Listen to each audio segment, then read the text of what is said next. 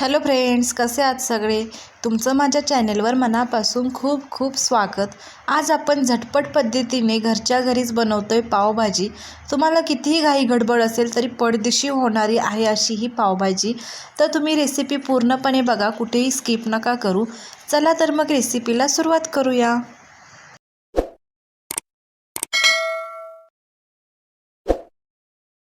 तर पावभाजी बनवण्यासाठी मी ते पाव किलो फ्लावर निवडून घेतला आहे, पाव किलो हिरवे वाटाणे, एक किसलेलं गाजर घेतलं आहे, एक शिमला मिरची बारीक चिरून घेतले आणि 3 ते 4 बटाटे मीडियम साईजचे मी बारीक चिरून घेतलेत.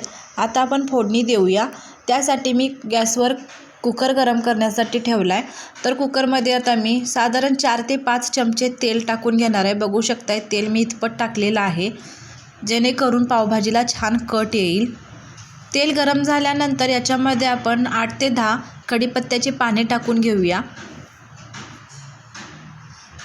कढीपत्ता तडतडल्यानंतर याच्यामध्ये आपण जिरे मोहरी टाकू आणि त्यानंतर आपण याच्यामध्ये भरपूर असा बारीक चिरलेला कांदा टाकून घेऊया आणि 3 ते 4 मिनटं फ्राय करून घेऊ आणि लगेचच आपण बारीक चिरलेला टोमॅटोसुद्धा टाकून घेऊया आणि हे चांगलं परतवून घेऊया. बघू शकताय असं 3 ते 4 मिनटं मी परतवून घेते व्यवस्थित.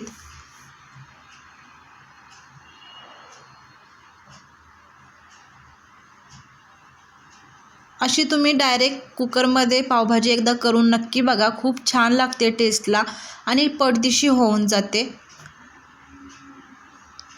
आता कांदा आणि टोमॅटो व्यवस्थित इथे फ्राय होत आलेला आहे. आता आपण याच्यामध्ये एक मोठा चमचा मी पावभाजी मसाला घातला आहे आणि एक अर्धा चमचा मी धनिया पावडर घातली आणि हळद अर्धा चिमट आणि 2 चमचे लाल तिखट. अशा पद्धतीने सगळे मसाले आता आपण परतवून घेऊया. त्यानंतर मी याच्यामध्ये किसलेलं बीट घातलं आहे आणि किसलेलं गाजर घातलं आहे आणि व्यवस्थित परतवून घेऊया. त्या बीट घातल्यामुळे कलर छान येतो पावभाजीला. बघू शकता अशा पद्धतीने व्यवस्थित परतवून घ्यायचं आहे. अशा प्रमाणात तुम्ही भाजी केलीत तर भाजी 7 ते 8 लोकांना व्यवस्थित पुरते. आता सगळ्या स्वच्छ धुवून घेतलेल्या भाज्या आपण याच्यामध्ये टाकूया.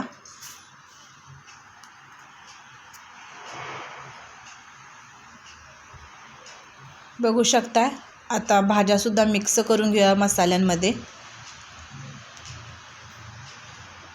एक 3 ते 4 मिनटं व्यवस्थित मसाल्यांमध्ये भाजी परतवून घेऊया.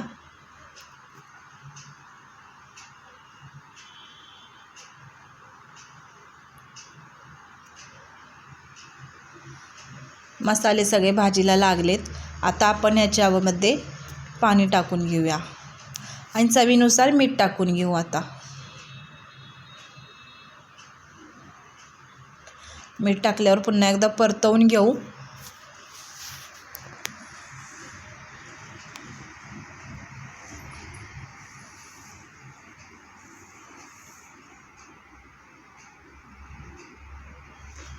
बघू शकता किती लाल भडक कलर आलाय. आता आपण पाणी टाकून घेऊया. मी ते 2 ग्लास पाणी टाकून घेते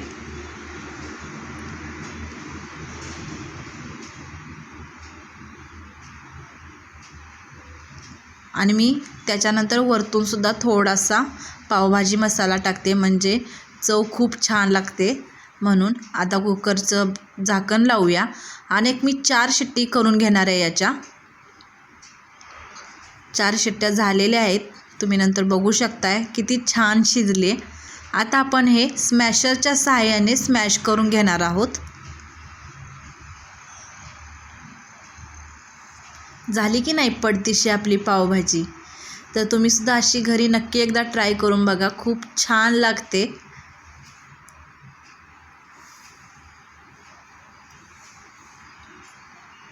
वा, मस्तच गरमागरम पावभाजी तयार झाली आणि व्यवस्थित स्मॅशसुद्धा झाली आहे, बघू शकताय.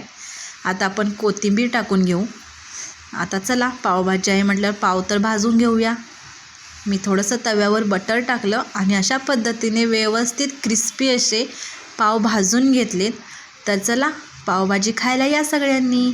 आजचा व्हिडिओ पाहिल्याबद्दल धन्यवाद. पुन्हा भेटूया अशाच एका नवीन आणि झणझणीत अशा रेसिपीसोबत. तोपर्यंत मस्त रहा. बाय.